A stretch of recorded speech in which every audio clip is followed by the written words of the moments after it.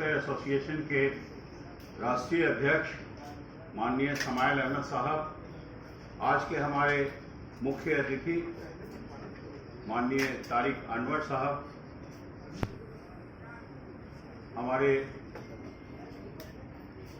अतिथि प्रेमचंद मिश्रा जी, आए हुए हमारे विधायक महोदय, मंच पे बैठे हुए पदाधिकारीगण, सभी जिलों से आए हुए अध्यक्ष, इस संस्था के सभी पदाधिकारीगण, देवियों और सज्जनों, आज बहुत खुशी की बात है कि इस बहुत ही दुर्गम घड़ी में भी समाइल साहब की हिम्मत को दाद देनी चाहिए कि उन्होंने हम लोगों को बुलाने का काम किया है और काम ही नहीं किया है, अपनी आवाज को बुलंद करने का काम किया है। हमारी तकलीफों को जो अथॉरिटीज हैं उन पे पहुंचाने का काम किया है। ऐसे समाइल अहमद साहब को हम बहुत साधुवाद देते हैं और धन्यवाद देते हैं कि उन्होंने ये अपना एफर्ट आज किया और हम लोग आज इस हॉल में उपस्थित हैं। पब्लिक स्कूल एसोसिएशन जो हमारा चिल्ड्रन वेलफेयर एसोसिएशन के साथ संबद्ध है, ये दोनों नाम समायोजित है। इस आपात की घड़ी में भी जो दूसरा नाम है चिल्ड्रन वेलफेयर, वो मैं समझता हूं कि सभी प्राइवेट स्कूल ने, हमारे जो सदस्य हैं उन्होंने ज्यादा किया। कौन सा ऐसा स्कूल है जिसने इस पीड़ा की घड़ी में जो हमारे अभिभावक हैं उनकी फीस नहीं माफ की है?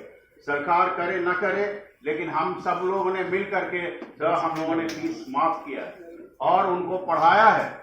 आज चाहे ऑनलाइन पढ़ाई हो या जब कभी भी स्कूल खुलने का मौका आया है, 50% लड़कों को बुलाने का मौका आया है, सभी प्राइवेट स्कूल्स ने बुला करके उनको पढ़ाया है। ये एक बहुत साधुवाद देने की बात है कि हम खाने को नहीं है, हमारे पास पैसे नहीं है, इंफ्रास्ट्रक्चर चलाने को नहीं है, लेकिन हमने पढ़ाया है। आज कौन सा ऐसा स्टेट है पूरे भारतवर्ष में जहां 100% फीस आई हो? मैं तो समझता हूं कि 20% अगर पब्लिक स्कूल में फीस आई है तो उसी पे हम लोग संतुष्ट रहे। 20% से ज्यादा कहीं भी फीस नहीं आई है या कहीं कहीं तो 0% आया है। गांव का इलाका अगर ले लीजिए तो प्राइवेट स्कूल्स में वहां फीस आने का तो कोई नाम ही नहीं है, लेकिन पढ़ाई 100% हुई है। जो लड़के पढ़ना चाहे हैं उनको प्राइवेट स्कूल ने खूब अच्छी तरह पढ़ाया है। आज जरूरत है हम लोगों को कि इन बच्चों को पढ़ाई के दौर में, इस पढ़ाई के जो दौर चल रहा है, जो बंद हो गया है, उस दौर में शामिल करें। ये कैसे शामिल किया जाए, इसकी भी चिंता हमारे राष्ट्रीय अध्यक्ष महोदय को है और उन्होंने आज ये सेमिनार आयोजित किया है और उसमें जो महानुभाव हमारे बीच उपस्थित हैं, शायद वो ये भी बताने जा रहे हैं कि किस तरह से गुणवत्ता भरी बातें ये प्राइवेट स्कूल करे और कैसे आप अपने को संयोजित करके और विद्यालय को चला सकेंगे। आज सबसे ज्यादा जरूरी है कि इंफ्रास्ट्रक्चर हमारे पास है, जो भी विद्यालय का है वो किस तरह से उसको संभाला जाए। मेरी बात मैं अंगत करना चाहता हूं इसलिए कि बहुत सारे विद्यालय रेंट के रूम में चल रहे हैं और वो रेंट के रूम में अब शायद उनको रेंट देना मुश्किल हो रहा है, तो ऐसे स्थिति में विद्यालय बंद नहीं हो जाए, इसकी चिंता हमको है। दूसरी बात यह है कि जो विद्यालय बनाए हुए भी हैं उसके भी रेंट्स सरकार ने लिए हैं। अगर मैं आपको बताऊं तो इसमें कोई अतिशयोक्ति नहीं है, सभी इस दुख दर्द को जानते हैं कि अगर हमारे पास जो गाड़ियां चलती थी उसमें 1 रुपया भी सरकार ने माफ नहीं किया। जो हमारे इंश्योरेंस के चार्जेस थे उसमें भी सरकार ने 1 रुपया माफ नहीं किया है। अगर मैं कहूं कि एक बार एक जनाब के पास गया कि साहब आपकी गाड़ियां का पैसा देना है, तो उन्होंने कहा कि ये जो पेनाल्टी है उसको हम थोड़ा माफ कर देंगे, बाकी पैसा तो आपको देना ही पड़ेगा। बिजली का बिल पूरा का पूरा देना पड़ा है। इन सब बातों को अगर आप जोड़ लें, किस तरह से विद्यालय जिंदा है, किस तरह से विद्यालय चलाया जा रहा है, ये सब लोग हम वाकिफ हैं अच्छी तरह से। हम ज्यादा कुछ नहीं बोलना चाहते हैं, लेकिन जरूर हम ये कहना चाहते हैं कि आज के इस मौके को हम लोगों को फायदा उठाना चाहिए, क्योंकि हमारे बीच टेक्निकल आदमी आए हुए, एक्सपर्ट्स आए हुए और वो आज बताने जा रहे हैं किस तरह से हम क्वालिटी एजुकेशन को अपने विद्यालय में ले आवे। आज हम कुछ भी खाएंगे नहीं, पहनेंगे नहीं, अपने खर्चे को कम करेंगे, लड़के को पढ़ाएंगे जरूर, ये हमारी नीयत है। और इस नियत में अगर आप हमारा साथ देने आए हैं तो हम आपका बहुत साधुवाद देते हैं कि आपने अपना समय निकाला और हमारे बीच आने का कष्ट किया।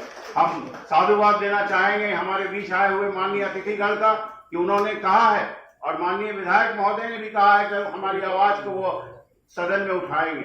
मुझे मालूम है कि हम लोगों ने अपनी आवाजें ये आरटी के पैसे के लिए उठाया, लेकिन आज तक एक पैसा भी नहीं मिल पाया। पैसा आया, जिले में पैसे का आवंटन हुआ और वो आवंटन कब हुआ? 5 घंटे के लिए हुआ। 5 घंटे पहले पैसा आया और 5 घंटे के बाद पैसा लौट जाता है। एक ही हमारे मित्र झा जी हैं जिन्होंने अपने डंडे को दिखा करके, मैं तो कहूंगा कि या जो भी वो अपने जो भी प्रेशर है उसको दिखा करके उनके विद्यालयों को पैसा दिला दिया, लेकिन बिहार में कोई भी दूसरा जिला ऐसा नहीं है जहां के उस पैसे को मिला हो।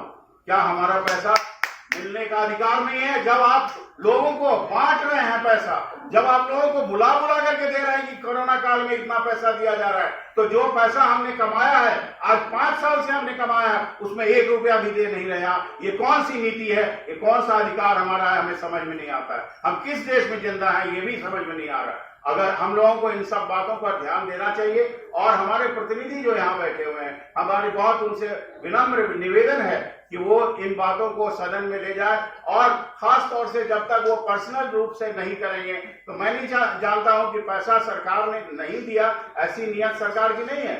जब आपने आवंटन किया तो आपकी नियत साफ है कि आप पैसा दे रहे हैं, लेकिन पैसा किस समय दे रहे हैं? आप एक दिन भी टाइम नहीं दे रहे हैं विद्यालय को जाने की, किस तरह से विद्यालय पैसा लेगा? उसको पुनः उस पैसे को वापस कराया जाए और उस पैसे को हमारे सारे विद्यालयों को दिलाया जाए। ये हमारी आपसे दरखास्त है और हम ये इसी उम्मीद के साथ आज हम आपको पुनः बहुत बहुत धन्यवाद देते हैं कि आप यहाँ हमारे बीच आए और हमारी बातों को सुनने का आपने अवसर प्रदान किया। इसके लिए हम सभी एक से अंत तक जो लोग यहाँ बैठे हैं सब लोग बहुत बहुत आपके आभार हैं। धन्यवाद।